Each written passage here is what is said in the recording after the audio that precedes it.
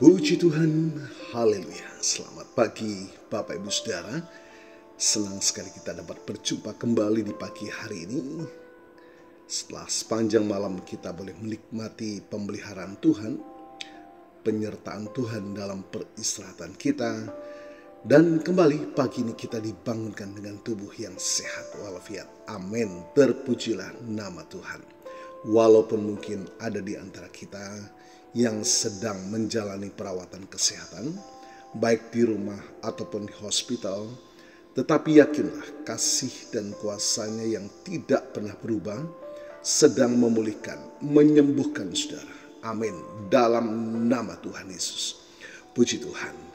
Baik Bapak Ibu Saudara, sebelum kita akan menjalani seluruh aktivitas kita di hari ini, mari kembali kita akan menyegarkan jiwa kita, memberi makan jiwa dan roh kita dengan makanan yang sesungguhnya, yakni firman Tuhan. Jiwa ini gak dapat dipuaskan dengan apa yang dari dunia. Apakah itu kekayaan, pangkat, jabatan, popularitas? Tidak, saudara ya.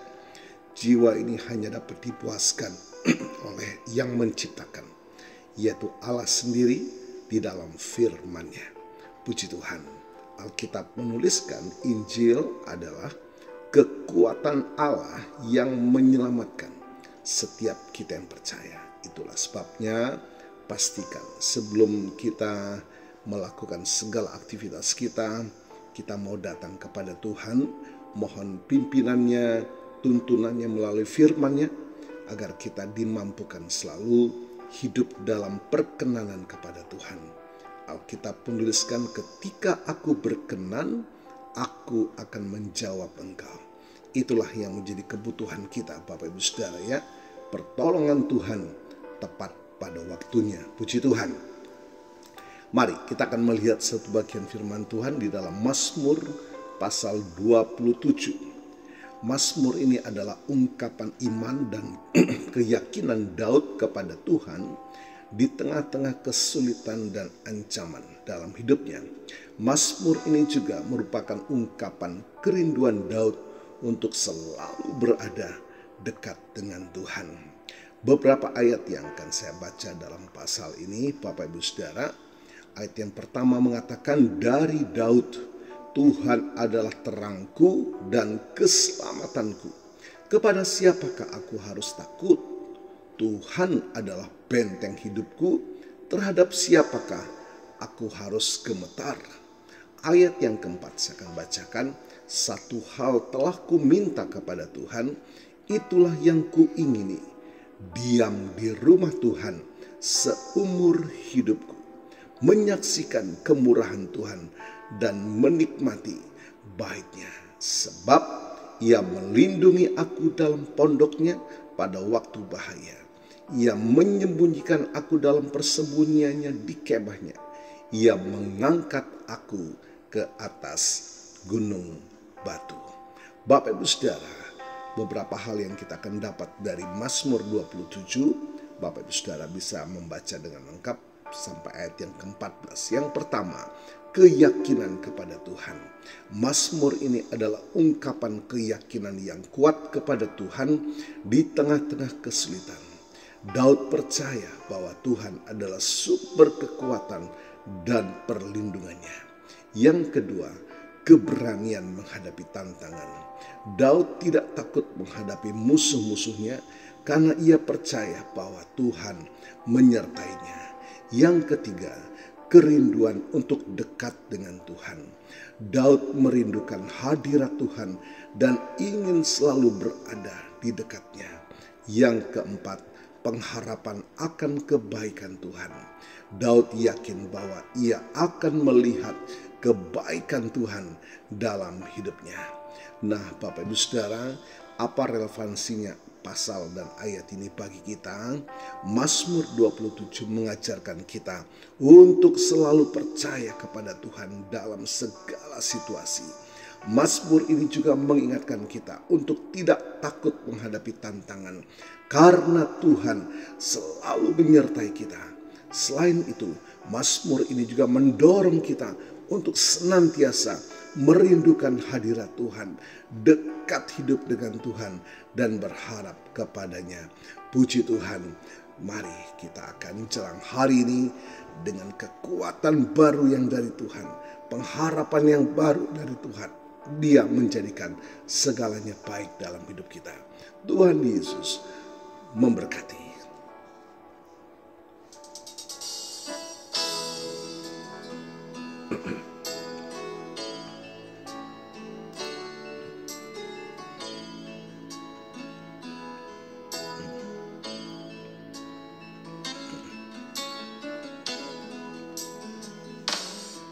Jiwaku merindukanmu,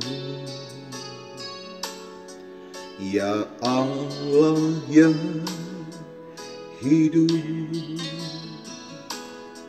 Jiwaku haus kepadamu, ya Allah yang hidup. Jiwaku merindukanmu, ya Allah yang hidup. Jiwaku haus kepadamu, ya Allah yang hidup. Ku bersyukur kepadamu, sumber pengharapanku, penolongku dan Allahku, tiada yang sepertimu. Puji Tuhan, kita punya Allah yang besar, penolong, penghibur, sumber pengharapan kita. Bapa, terima kasih buat firman-Mu pagi hari ini, sungguh sangat melawat, menguatkan kami.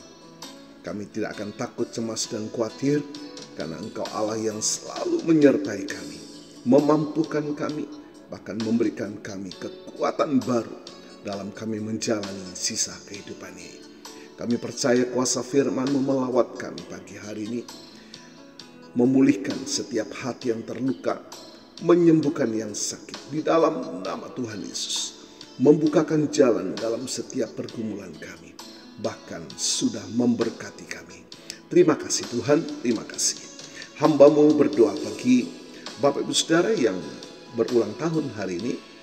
Tuhan sudah memberkati saudara dengan pertambahan usia, baik ulang tahun kelahiran maupun ulang tahun pernikahan dalam rumah tangga saudara.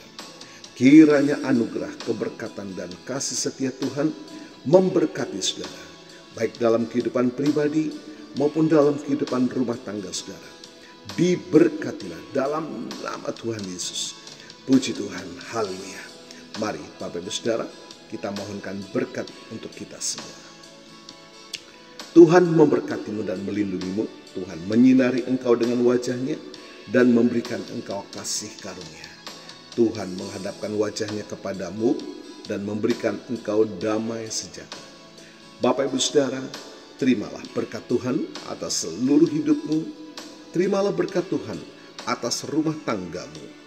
Terimalah berkat Tuhan atas usaha, dagang, dan pekerjaanmu.